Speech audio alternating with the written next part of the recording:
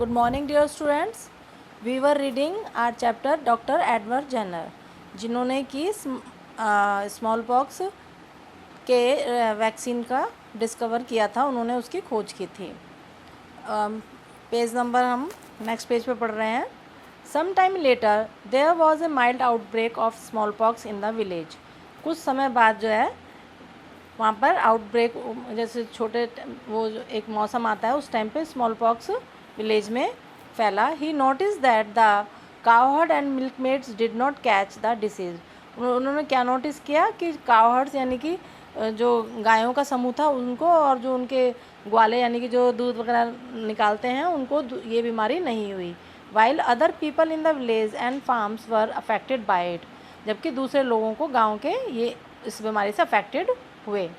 On May 14th, 1796, he injected the liquid from a cowpox sore into the arm of a young boy. 14 मई 1796 की बात है। उन्होंने एक cowpox के सोर से पीड़ादायक जगह से क्या निकाला, लिक्विड निकाला, और वो एक बच्चे के आर्म में, बाजू में इंजेक्ट कर दिया। नेम्ड जेम्स फिप्स, उस बच्चे का नाम था James Phipps.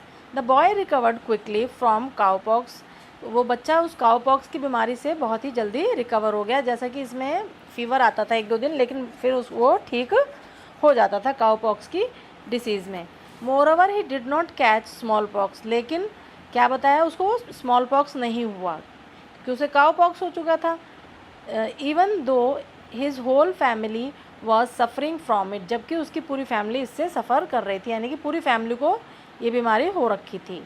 To prove this on July 1, 1796, doctor Jenner injected the smallpox virus into the boy. और इस चीज़ को प्रूव करने के लिए उन्होंने जुलाई 1, 1796 में एक स्मॉल पॉक्स का को injected the smallpox virus in the boy, और उन्होंने स्मॉल पॉक्स के वायरस को बच्चे में इंजेक्ट कर दिया, यानी कि डाल दिया। How scared he might have been experimenting on a human being। ये बहुत ही ख़तरनाक बात, डरावनी चीज़ होती है कि किसी बंदे पे सीधा इस चीज़ का, यानी कि ह्यूमन बीइंग पे जब एक्सपेरिमेंट किया जाए, क्योंकि पहले एक्सपेरिमेंट किसी ना किसी एनिमल्स वगैरह पे किए जाते हैं। A little trusting boy however he dared further for the sake of humanity. इस बच्चे ने इस चीज़ के लिए काफ़ी डेयर दिखाया, अपनी हिम्मत दिखाई। बट वॉन्डर, बड़ी हैरानी करने वाली बात थी कि James did not catch the disease. और इसका क्या रिजल्ट निकला, सब क्या चीज़ हैरानी आई सामने कि उस बच्चे को स्मॉल पॉक्स की बीमारी नहीं हुई। Satisfied Jenner immediately sent the results of his experiment to the Royal Society. Royal Society जो है वो इंग्लैंड की एक मतलब एक क्या कहते हैं ऑर्गेनाइजेशन है या संगठन है, वहाँ पर उन्होंने अपने इस रिज़ल्ट के एक्सपेरिमेंट को भेजा, क्योंकि वो खुद सेटिस्फाइड अब वो हो चुके थे पूरी तरीके से। Where the most famous doctor and scientist of England publish their experiment, जहाँ पर वहाँ के इंग्लैंड के जो भी फेमस डॉक्टर या साइंटिस्ट होते थे उनके एक्सपेरिमेंट पब्लिश होते थे। देयर रिएक्शन वॉज दस, उनका क्या रिएक्शन रहा, यानी कि उन्होंने इसके ऊपर क्या अपना रिएक्ट किया, क्या अपना उन्होंने प्रतिक्रिया करी। रिएक्शन मतलब होता है प्रतिक्रिया करना, यानी कि उन्होंने जब देखा कि स्मॉल पॉक्स की बीमारी को के लिए उन्होंने वैक्सीन बना लिया है, तो इसका उन्होंने क्या रिएक्शन दिया। What an ordinary country doctor has found a cure for small pox. ऐसा कैसे हो सकता है कि एक ऑर्डिनरी कंट्री का, यानी कि सिंपल सी कंट्री का आदमी ने स्मॉल पॉक्स को क्योर करने की दवाई फाउंड कर ली है। व्हाट ए फुलिश आइडिया, ये एक बहुत ही मूर्ख वाला आइडिया है। We the most intelligent people in England, हम जो है सबसे इंटेलिजेंट पीपल हैं इंग्लैंड के। द वाइसेस्ट, सबसे होशियार। द मोस्ट लर्न मैन, और सबसे ज़्यादा पढ़े लिखे। Are to be taught medicines by a country doctor, हम एक कंट्री डॉक्टर से अब दवाई सीखेंगे। व्हाट नॉनसेंस, कितने मूर्खता की बात है, यानी कि वो उसकी इंसल्ट करते हैं डॉक्टर जेनर की, कि वो तो एक कंट्री डॉक्टर है, कोई बड़ा हाई फाई डॉक्टर नहीं है, ना ही पढ़ा लिखा है इतना जितना कि हम हैं, तो वो ऐसे करके उनकी इंसल्ट करते हैं। And how they loved at the idea of an illiterate doctor who did not know Greek or Latin claiming to know about medicine, और वो ऐसा कहकर हंसते हैं उनके इस आइडिया पे कि इलिटरेट डॉक्टर, यानी कि जिसको फ्रेंच और उनके यहाँ पर जैसे फ्रेंच आनी बहुत ज़रूरी होती है, ग्रीक और लैटिन आना बहुत ज़रूरी होता है, तो वो उसको इसीलिए इलिटरेट कहते हैं डॉक्टर को, यानी कि बिल्कुल अनपढ़। इलिटरेट का मतलब होता है जिसे बिल्कुल पढ़ना लिखना ना आता हो। But the emperor of France, लेकिन जो फ्रांस का एम्परर था कौन था, Napoleon, asked Edward Jenner to inject him with his vaccine, उसने अपने आप को एडवर्ड जेनर से वैक्सीन इंजेक्ट करवाई।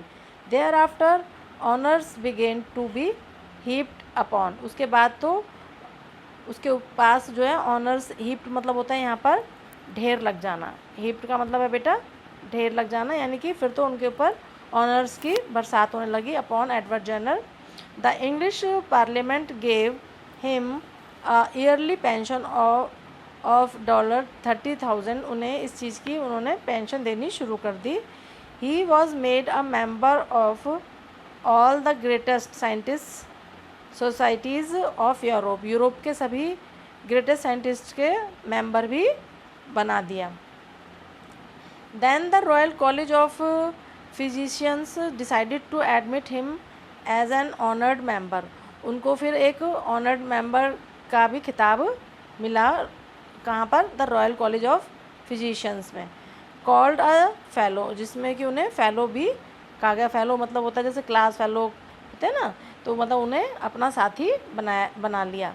It was almost the equivalent of the Nobel prize at that time, ये उस समय एक नोबेल प्राइज़ मिलने के बराबर था। But for that he would have had to pass an exam in Greek and Latin, लेकिन इसके लिए उन्हें क्या फेलोशिप लेने के लिए क्या करना पड़ता, ग्रीक या लैटिन में एक एग्ज़ाम पास करना पड़ता। After all they had their high standards to keep up, क्योंकि वो अपने स्टैंडर्ड को ऊंचा रखना चाहते थे। Jenner was not impressed, doctor Jenner ने जो है वो इससे इम्प्रेस्ड नहीं थे। I would not do that he said for a diadem, यानी कि उन्होंने अपने उसमें इस काम को करने के लिए, यानी कि एग्ज़ाम को देने के लिए मना कर दिया, और इस तरीके से वो स्मॉल पॉक्स की दवाई निकालने में सफल हुए। तो बेटा आज हम अपनी स्टोरी को यहाँ पे एंड करते हैं। Thank you, good day.